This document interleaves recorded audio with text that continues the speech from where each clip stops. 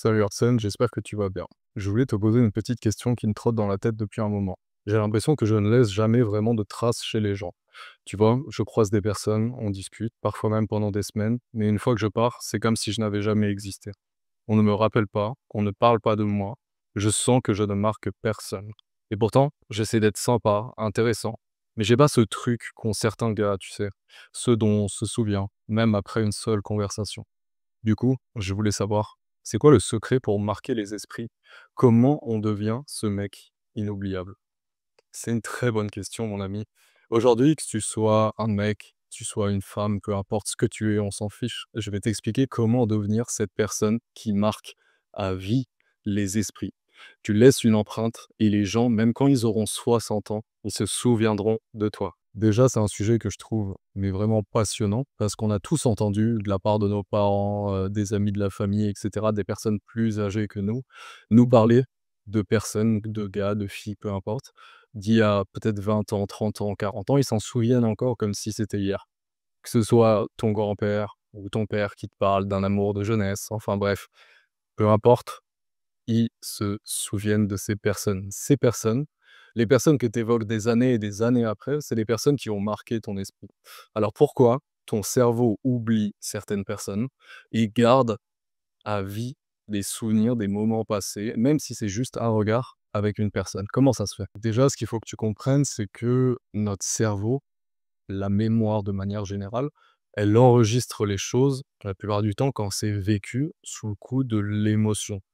Quand tu vis quelque chose avec une émotion, qu'elle soit positive, négative, plus ou moins intense, ton cerveau va la garder et le soir, quand tu dors, ton cerveau, il va dire: «OK, ça je dégage, on s'en fout». Toutes les petites informations, les trucs qui te servent vraiment à rien, il va les dégager.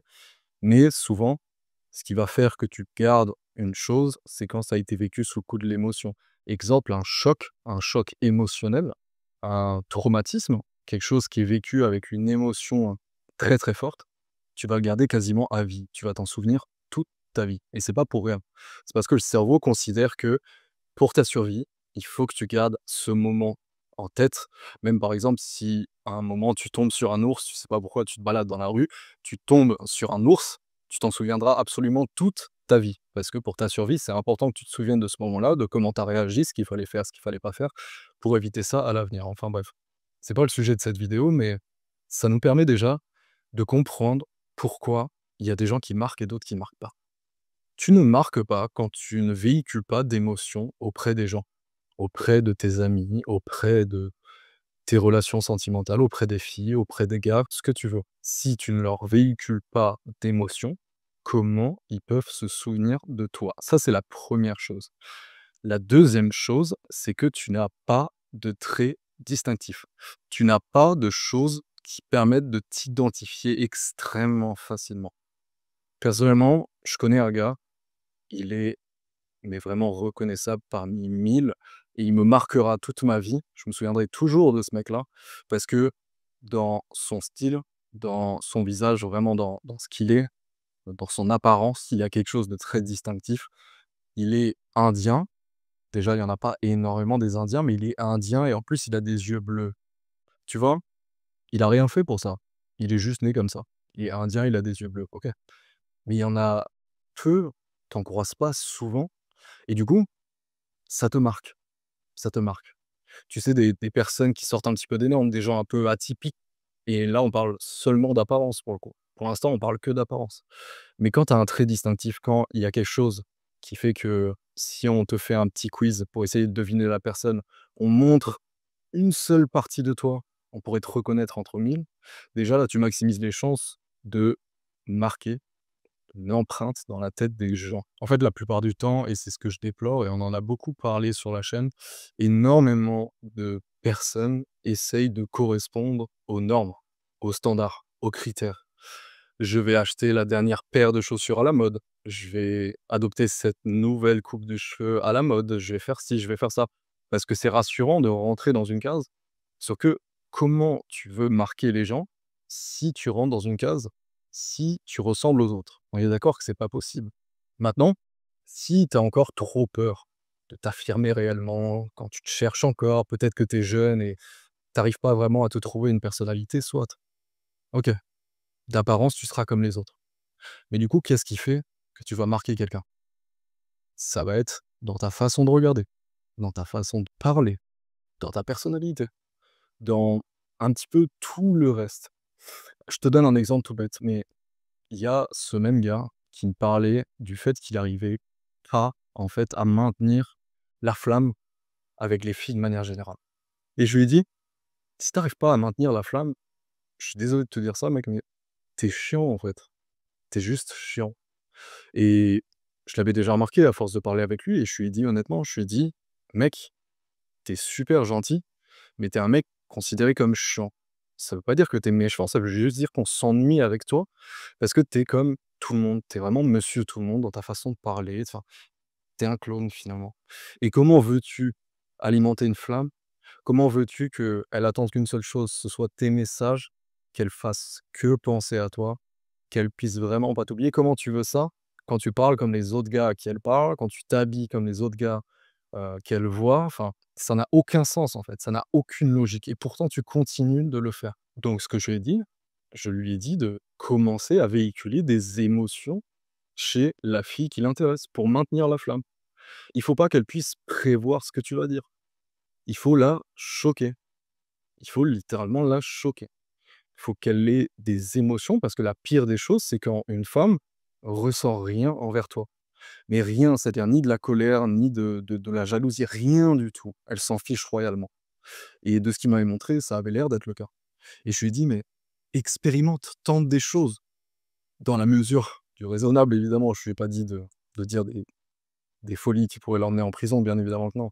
Mais ce qu'il faut comprendre, c'est que dans la vie, de manière générale, tu ne peux pas te permettre d'agir comme on doit agir, de parler comme on doit parler, de faire ce qu'on est censé faire pour quelqu'un de ton âge, de ton sexe, de peu importe.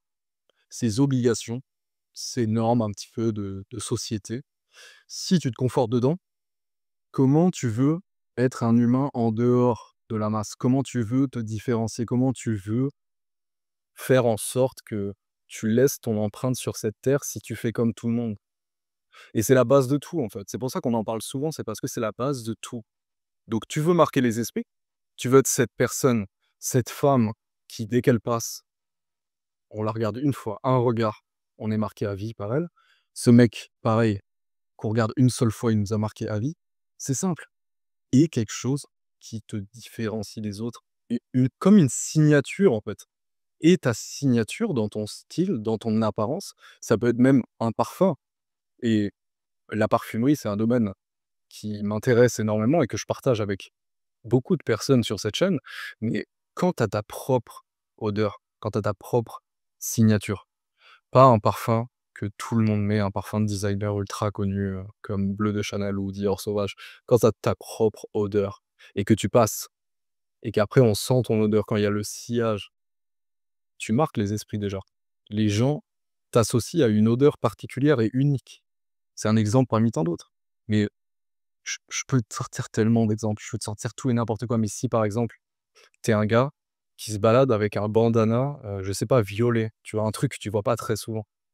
Les gens vont associer ta personne par quelque chose qui te différencie dans ton apparence. Et on voit un bandana violet, on se souvient, tu vois? C'est atypique, ça sort de la norme. Comment se souvenir d'une fille si le truc qui fait un petit peu qui elle est, c'est le fait qu'elle avait un jean et un t-shirt blanc. Non! Tu te souviens d'elle, elle t'a marqué parce qu'elle a un regard, parce qu'elle avait une attitude, parce qu'elle dégageait quelque chose, parce qu'elle sentait telle odeur, parce que elle avait ce truc en particulier. C'est ça qui fait que ça te marque et c'est pareil pour les gars. Il y a des filles avec qui j'ai discuté qui me parlent de mecs qu'elles ont croisés 5 secondes dans leur vie, il y a 4 ans. Elles s'en souviennent encore. Parce qu'elles me disaient, avec leurs mots évidemment, elles me disaient: «Oh mon Dieu, il sentait trop bon et il avait cette veste un peu en cuir que j'ai jamais vue ailleurs» et cetera et voilà. On est sur quelque chose qui te distingue des autres, dans l'apparence. Ensuite, quand tu peux discuter avec la personne, ce qui va faire que tu vas la marquer, c'est en lui véhiculant des émotions, en étant imprévisible, en sortant des conventions sociales. en ayant une attitude, un regard, un sens de l'humour même, une personnalité tout simplement forte et différente et là, tu vas les marquer à vie. Quand tu te différencies du lieu, de l'endroit, quand tu as une soirée et que disons tout le monde est habillé en noir, si tu es le seul mec habillé en blanc, le réflexe c'est de se dire: «Ah non, surtout pas, je vais être le seul ringard à être habillé en blanc, non». Mais crois-moi que les gens de la soirée vont se souvenir de toi comme le seul mec qui s'est pas habillé en noir. Le mec qui s'est mis en blanc, il était tout seul habillé en blanc, on était tous en noir. Et c'est juste des vêtements, là. C'est juste ton apparence. On parle même pas de l'étape où tu discutes avec les gens.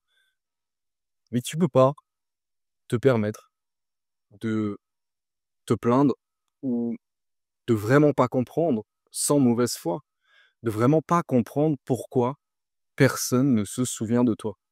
Tu n'as pas une façon spéciale de communiquer. Tu n'as pas une façon spéciale différente de t'habiller. Tu n'as pas un visage qui change de la norme. Tu es pas excessivement beau ou excessivement laid. Tu es juste lambda. Tu es pas spécialement drôle. Tu as une personnalité normale. Tu es juste un mec cool ou une femme cool. Sympa. Ouais, elle est sympa. Ouais, il est sympa.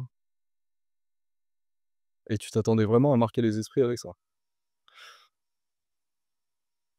Je sais que c'est contre-intuitif et que tu te dis: «Mais le mec est en train de me dire depuis le début de la vidéo de faire en fait l'opposé de ce que les gens font». Et je te dis pas d'être totalement en marge avec la société, de vraiment faire exprès d'adopter des comportements inverses à ceux qui nous sont un petit peu imposés par la société, je te dis pas ça. C'est important de faire partie du groupe, c'est important. Mais simplement et au moins quelques signaux distinctifs, quelques petites choses qui permettent de t'identifier rapidement. Est-ce que tu penses vraiment qu'on pourrait te reconnaître parmi 1000? Non, parce que tu rien de spécial. Et en réalité, je dis: «Tu rien de spécial», mais parce que tu t'es conforté dans ces normes. Mais on a tous quelque chose de spécial. On est tous différents. Il y a aucun individu qui est exactement pareil qu'un autre. Et ça, c'est une richesse. Sauf qu'en fait, tu t'es perdu à vouloir te conforter, à ressembler aux autres, à faire tout pareil que les autres et du coup, tu as perdu cette flamme, tu as perdu le truc qui te différenciait des autres. Et personnellement, je connais énormément de gens et les gens qui me sont proches, mes amis, les gens avec qui je m'entends bien, c'est justement parce qu'ils sont différents que je m'entends bien avec eux. Et qui m'intéressent. Ils m'intéressent sincèrement parce qu'ils sortent des normes. J'ai pas envie d'être ami, j'ai pas envie de parler avec monsieur ou madame tout le monde, en fait, ça m'intéresse pas. Ça m'intéresse absolument pas. Et si tu regardes un peu toutes mes fréquentations, elles ont rien à voir les unes avec les autres. Parce que justement, il y en a un qui est limite dans un extrême et l'autre, il est à l'exact opposé. Il y en a un qui est grand, l'autre petit, il y a de tous les horizons. Et c'est ça la richesse. La richesse, c'est ce qui te différencie des autres.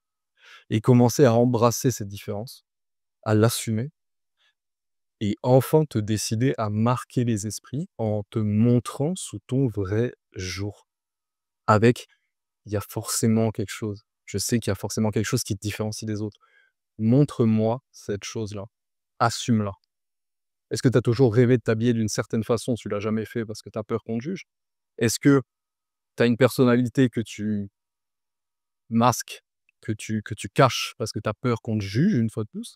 Tu remarqueras qu'à chaque fois, c'est la peur du jugement. La peur de l'échec ou la peur du jugement. Donc, ouvre-toi, ose, tente, que ce soit avec les filles, ose tenter ce truc-là, cette façon de faire.